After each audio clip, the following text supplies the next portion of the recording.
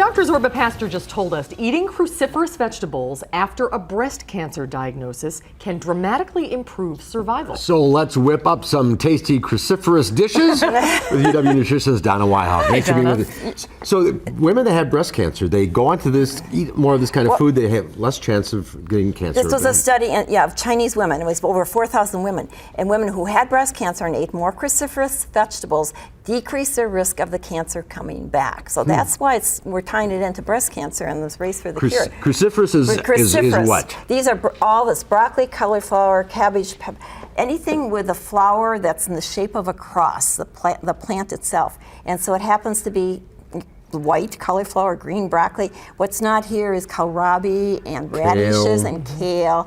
And so, but it's hard to make these things taste good. And what's in them that's so good is called sulforaphane, kind of that sulfur taste. That's the cancer-fighting substance in these cruciferous vegetables. What are you making? I'm going to make a cabbage salad. So cabbage, and what I'm going to do with the cabbage salad is put in little pieces of broccoli. Do not throw out the stem. Cut the stem up in tiny little pieces because that's just as healthy as the little flowerets. So that's really important. Then I'm going to add some peppers and some onions? Onions, peppers, onions. And then I'm going to add some pasta to make it kind of interesting. So I'm going to add this pasta and mix it all up. And my dressing is going to be soy sauce, honey, and rice vinegar mixture. Just a touch of Dijon mustard and some peanuts on top. That's the peanut. So that put some peanuts on top? Yeah, peanuts on top. Very good. So it's really tasty, really easy, and it's full of cruciferous vegetables. Okay, my soup. This is cauliflower and red pepper and asparagus soup.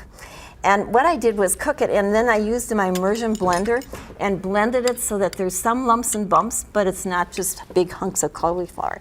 And the flavors just kind of blend together. That's delicious. That is very nice. So you just boiled it all together in a pot? Yep, and the recipe's, with chicken broth. Okay. And some little seasoning like thyme.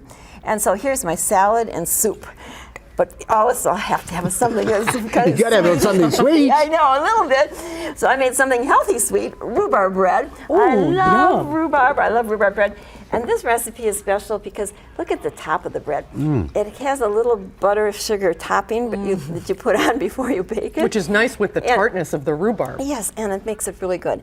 And you can cut back on the sugar in the bread too by using some Splenda because it is so moist. I wouldn't. So I know, Isn't that delicious? You don't have to worry about calories, the rest of us do. That's very moist. So cruciferous vegetables, very healthy. They really do fight cancer, but they can be tasty too. Better raw than cooked, or you don't lose anything in the cooking? No, you don't use it. No, the cooking's fine. Cooking's great. It's a great summer meal. It is. Soup, salad, and dessert.